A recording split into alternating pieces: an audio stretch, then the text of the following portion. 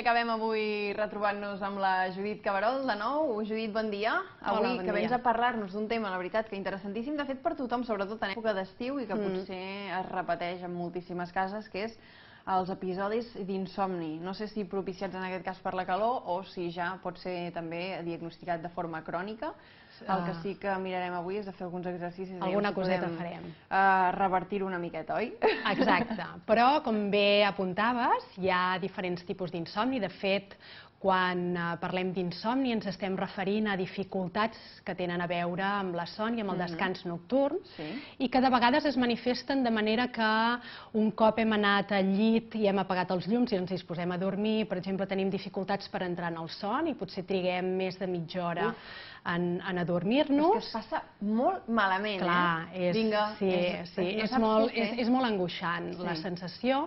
També es pot considerar una alteració del son quan anem tenint despertars nocturns freqüents i prolongats, allò que ens aixequem potser per anar al lavabo i tornem al llit i no hi ha manera de que ens adormim i potser també triguem 25-30 minuts en tornar a agafar la son.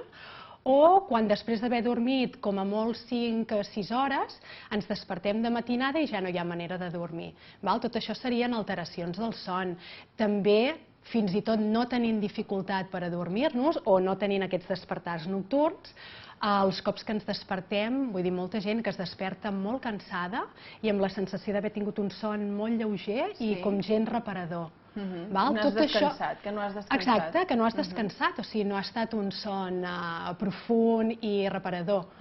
Llavors, en totes aquestes dificultats, quan tenim aquestes dificultats, de vegades es poden presentar de manera puntual, perquè tenim un pic d'estrès en la nostra vida, tenim una presentació d'un projecte a la feina, o és època d'exàmens, o ara a l'estiu... Independentment també de l'edat, vull dir que això no té res a veure. Exactament, de vegades aquests episodis puntuals d'estrès venen perquè potser tenim una malaltia física que ens fa patir dolor i això no ens deixa dormir, o la calor de l'estiu, el que dèiem abans. Llavors, en aquests moments puntuals podem estar parlant d'un insomni, sí, com un episodi d'insomni ocasional, que se suposa que un cop han passat aquestes circumstàncies que generaven aquest pic d'estrès, el nostre son torna a ser el normal, reparador, descansat i tot torna a la normalitat. La qüestió, el problema està en quan aquestes dificultats relatives al son es van allargant 3-4 dies a la setmana, setmana rere setmana, mes rere mes, fins que es cronifiquen.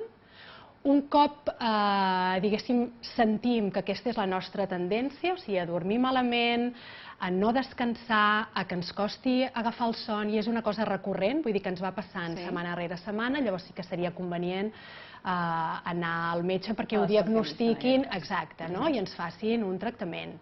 Llavors, les propostes que us porto serveixen per episodis puntuals d'insomni, entrar en el son d'una manera relaxada i en casos de tractament mèdic, complementar aquest tractament.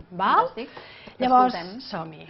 Són un seguit de propostes, com totes les que et vaig portant aquí, senzilletes, es poden fer tranquil·lament a casa, i el context en el que ens plantegem cadascuna d'aquestes propostes és un cop estem al llit, estirades. Exacte, quan ja estem al llit... Tothom, ja que es focalitzi la imatge, ja estem estirades i de cop és com... No em puc adormir. I ara què? I ara què faig? Què podem fer? Llavors, dinàmiques en les que farem servir el nostre cos i les nostres mans. Llavors anem a preparar les mans. La primera dinàmica es tracta de col·locar la mà dreta sobre l'espatlla esquerra, mà esquerra sobre espatlla dreta. Exacte, deixem caure els braços cap al pit, els deixem descansar i començarem a fer unes palmadetes rítmiques i alternant, amb alternança, donant copets amb la mà dreta sobre l'espatlla esquerra i a l'inversa. Anirem fent aquestes palmadetes, anirem respirant de manera natural, lliure, intentant no tallar la respiració. I mentre anem fent aquestes palmadetes podem anar-nos repetint una frase interna que és em reconforto a mi mateixa. Sense dir-ho en veu alta, no? Imagino que... Si et cal dir-ho en veu alta, ho pots dir en veu alta. Per dir-ho amb més potència. Em reconforto a mi mateixa. I així t'estàs uns minuts, fins que sentis que et vas relaxant, i pares, I doncs... Molt bé, no, espera, sí, s'haurà de provar. S'ha de provar, exacte. Que vagin apuntant a casa. Us en porto unes quantes perquè trobis la teva. Imagino que, exacte, no tothom li deu funcionar el mateix. No. Molt bé. Segona. Som-hi. Mà dreta sobre el cor. A buscar els batecs, a sentir-los. I si no els podem arribar a sentir, ens els imaginem. Imaginem el nostre cor bategant i anem a connectar amb la nostra capacitat d'estimar. Llavors, cada batec del cor és com si anés bombejant aquesta capacitat d'estimar, aquest amor que ens neix des de dins, i l'anem escampant. Amb els batecs escampem aquest amor cap a nosaltres mateixes, primer de tot, cap al nostre cos. Deixem que aquest amor inundi tot el nostre cos, ens estem una estoneta així, seguim sentint com el cor batega i bombeja aquest amor fora de nosaltres, en l'espai on dormim, a la nostra habitació, al nostre llit, la persona amb la que dormim, i cada cop més enllà, com si poguéssim anar des dels batecs del cor expandint aquest amor cada cop més lluny, cap a la ciutat o el poble en el que vivim, cap a les persones que estimem. És una bona idea anar visualitzant-ho, tot això, perquè estem amb els ulls tancats, no? Totalment. Ulls tancats i veient com s'escampa i s'escampa cap al planeta. La connexió amorosa amb nosaltres mateixes, amb allò que ens envolta, amb la gent, amb les coses, amb la vida, és directament, diguéssim, està enllaçada directament amb un cert sentiment de pau, tranquil·litat i relaxació que ens pot preparar per agafar el son. De fet, és el que necessitem abans de dormir, entrar en un estat de relaxació que ens permeti fer una miqueta, no seria un tall, sinó seria com una transició entre la vigília i el son, i ha de ser una transició pacífica. Quan més pacífica, també més profund serà el son, més reparador, que és el que busquem. Per descansar totalment. Molt bé. Més cosetes, batecs del cor. En aquesta llista hi ha una versió nova del comptar ovelles o això mai ha servit? Pregunto, perquè com que és tan recurrent sempre el fet de concentrar-te, no? Comptar ovelles, de fet, seria com el que fem de vegades en meditació, que seria comptar els temps de la respiració. I que hi ha una versió nova, no? Diguéssim, això què ens permet? Ens permet posar un focus. És com dirigir, com el que fem a meditació, dirigir la ment cap a un únic focus. Exactament. Perquè normalment el que fa, si no, és dispersar-se i pensa, doncs... moltíssimes coses alhora. Al final és una entitat que treballa amb molta rapidesa i, clar, de vegades ens sobrepassa.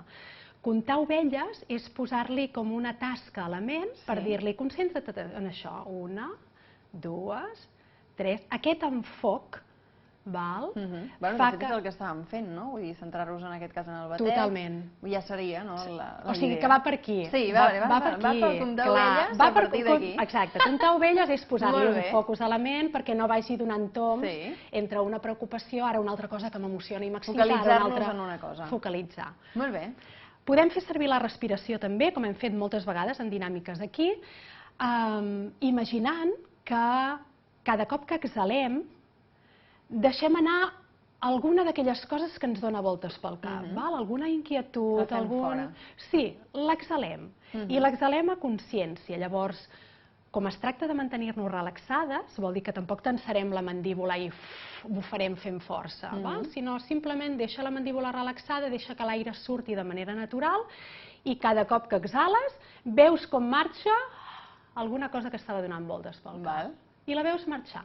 I si n'hi ha alguna, que n'hi haurà, que no surt, que no hi ha manera i llavors hauries d'esforçar-te per treure-la, el que faríem seria acompanyar-la amb un so.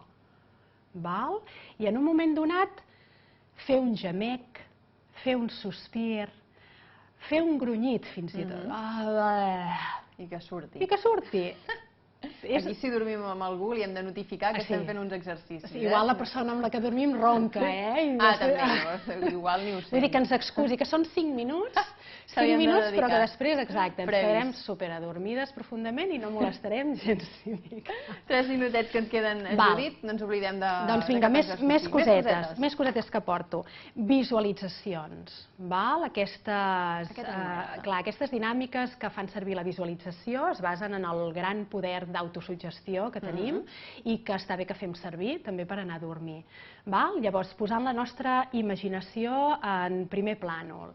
Podem imaginar-nos, per exemple, que al voltant del nostre llit hi construïm una barrera transparent de protecció que envolta tot el llit i que deixa fora del llit qualsevol cosa que ens pugui molestar, qualsevol tema que ens mantingui com enganxades a la vigília, qualsevol també necessitat de fer, qualsevol exigència, tot queda fora. Queda fora fins i tot allò que ha passat. Ens creem com una fortalesa, no? Totalment un refugi. Sí, un refugi. Un refugi al voltant, no? Vull dir, el nostre llit es converteix en un refugi i allà fora està allò que hagi passat durant el dia. Sí, que ens hi trobarem, però que... Allò que hagi de passar, exactament. Molt bé, llavors tot això seria visualitzar, no? Visualitzar, refugi. Visualitzem també, per exemple, que el nostre llit es converteix en un matalàs inflable, d'aquests de platja. I comencem com a surar en l'oceà de la vida. I de vegades puja la marea, de vegades baixa, però nosaltres estem allà surant, estem segures en el nostre matalàs. Podem visualitzar que ens anem tornant molt lleugeres, que anem perdent pes i ens tornem lleugeres, tan lleugeres que ens anem separant del llit, anem pujant cap al sostre i anem... Levitant, no? I anem com desplegant la nostra capacitat de volar. I anem volant, volant, i volem amunt, amunt... Buscant aquesta sensació de lleugeresa. De lleugeresa i de poder mirar cap a baix en un moment donat i veure el llit petit, veure els problemes petits, és una gran tècnica d'imaginació, la gent ha de treballar-la, aquesta. Sí, sí. A treballar des de dins. És molt potent i és molt poderosa. I per últim, també fent servir també la imaginació i una mica en aquesta línia, seria imaginar que el llit va agafant com una textura molt flonja, molt esponjosa, molt vaporosa, com si fos un cotó fluix. Oh, aquesta sí. Com si fos un núvol, i sents aquesta suavitat envolvent.